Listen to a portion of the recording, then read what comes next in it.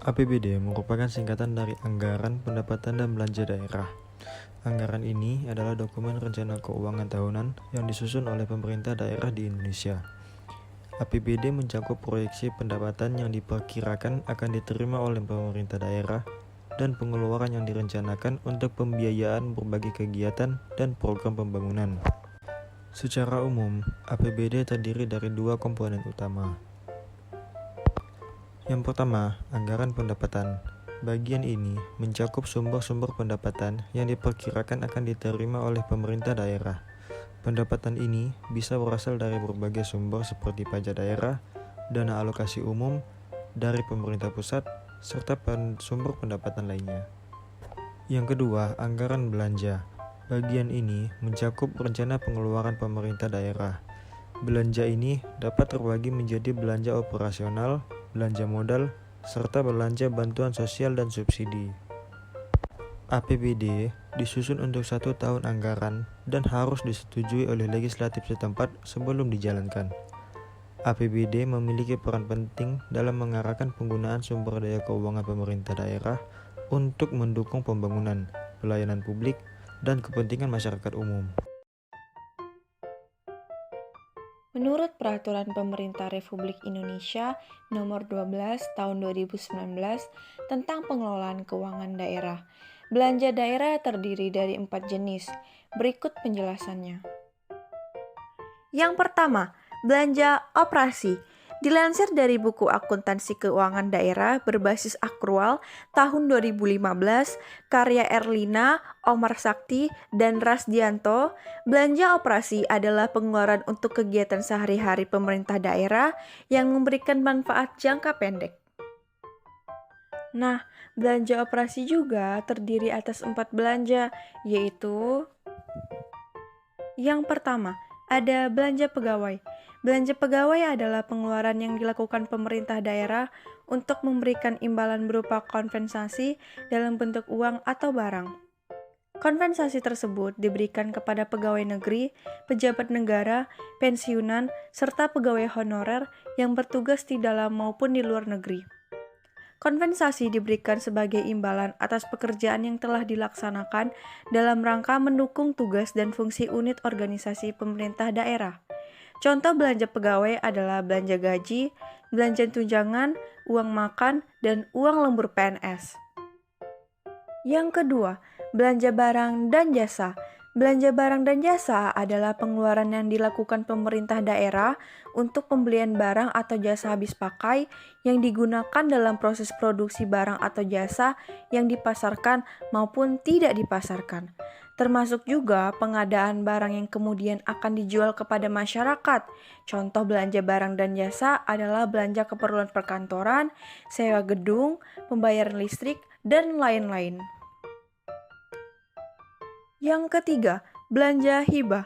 Belanja hibah adalah perjanjian antara pemberi hibah dan penerima hibah dengan mengalihkan hak dalam bentuk uang, barang, maupun jasa berupa transfer. Belanja hibah bersifat sukarela, tidak wajib, tidak mengikat, tidak perlu dibayar kembali, dan tidak terus-menerus dilakukan. Dan yang keempat, belanja bantuan sosial. Belanja bantuan sosial adalah pemberian barang atau jasa oleh pemerintah daerah kepada masyarakat guna menghindari kemungkinan risiko sosial yang merupakan peristiwa pemicu terjadinya kerentanan sosial. Contoh dari belanja bantuan sosial adalah belanja jaminan sosial, pemberdayaan sosial, dan rehabilitasi sosial. Belanja modal. Belanja modal adalah jenis pengeluaran untuk perolehan aset tetap dan aset lainnya yang memberi manfaat lebih dari satu periode. Belanja modal terdiri atas perolehan tanah, gedung dan bangunan, peralatan, serta aset tidak terwujud. Belanja tidak terduga. Belanja tidak terduga adalah pengeluaran anggaran pemerintah daerah untuk keperluan darurat, termasuk keperluan mendesak yang tidak dapat diprediksi sebelumnya. Contoh belanja tidak terduga adalah belanja penanggulangan bencana alam, bencana sosial, dan sebagainya. Belanja transfer. Belanja transfer adalah pengeluaran anggaran dari pemerintah daerah kepada pemerintah daerah lainnya, atau pengeluaran anggaran dari pemerintah daerah kepada pemerintah desa. Belanja transfer dibedak menjadi dua jenis, yaitu yang pertama, belanja bagi hasil, dan yang kedua, belanja bantuan keuangan. Anggaran yang dimiliki oleh pemerintah daerah bisa didapatkan dari beberapa kegiatan. Ada 7 kegiatan yang bisa dilakukan untuk mendapatkan sekumpulan dana APBD loh. Berikut penjelasannya. Yang pertama, retribusi. Retribusi dianggap sebagai sumber penerimaan tambahan dengan tujuan untuk meningkatkan efisiensi dengan menyediakan informasi atas permintaan penyediaan layanan publik. Selain itu, di dalam retribusi juga terdapat 3 jenis, yaitu retribusi perizinan tertentu, retribusi jasa umum, dan retribusi jasa usaha. Yang kedua, pendapatan daerah. Bisa saja sumber pajak daerah dibagi menjadi dua, yaitu pajak provinsi dan kabupaten. Contoh dari sumber pajak yang satu ini yaitu pajak kendaraan bermotor, pajak bahan bakar kendaraan bermotor, pajak hotel, pajak restoran, pajak hiburan, retribusi daerah, retribusi pelayanan kesehatan, retribusi kebersihan, hasil pengelolaan kekayaan daerah yang dipisahkan, dividen, penyertaan modal daerah pada pihak ketiga, dana perimbangan, dana bagi hasil, dana alokasi umum, dana alokasi khusus, hibah, dana darurat, dan masih banyak yang lainnya. Yang ketiga, pajak bumi dan bangunan atau yang biasa kita sebut PBB. PBB mempunyai peran yang sangat penting di dalam hal keuangan pemerintahan daerah. Kebanyakan untuk pemerintahan daerah sudah mempunyai kemampuan di dalam mengelola keuangan loh, tapi hak milik berhubungan dengan pajak properti.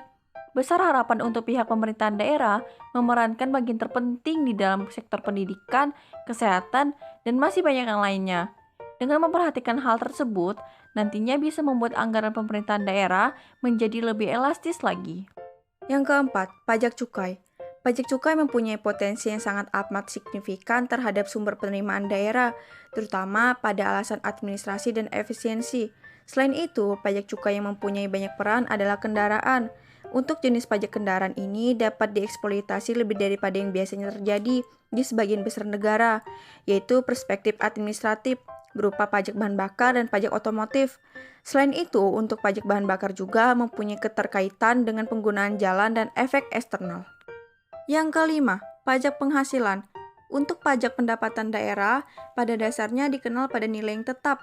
Selain itu, pada tingkat daerah ini didirikan basis pajak yang sama sebagai pendapatan nasional dan dikumpulkan oleh pemerintahan pusat. Yang keenam, dana bagi hasil. Dana bagi hasil pajak meliputi pajak bumi bangunan, bagian perolehan hak atas tanah, bangunan, dan pajak penghasilan. Sedangkan DBH sumber daya alam meliputi kehutanan, pertambangan umum, perikanan, pertambangan minyak bumi, pertambangan gas, dan pertambangan panas bumi. Dan yang ketujuh, dana alokasi umum. Dana alokasi umum adalah dana yang berasal dari APBN dan dialokasikan dengan tujuan untuk pemerataan kemampuan keuangan antar daerah. Selain itu, untuk dana alokasi umum ini bertujuan untuk memberikan biaya tambahan kepada suatu kebutuhan dalam rangka pelaksanaan desentralisasi. Cara menghitung dana alokasi umum harus disesuaikan dengan ketentuan yang berlaku dan paling tidak sebanyak 25% dari penerimaan dalam negeri. Sedangkan untuk daerah, provinsi, dan kabupaten telah ditetapkan masing-masing 10-90%. Terima kasih sudah menonton. Sampai jumpa.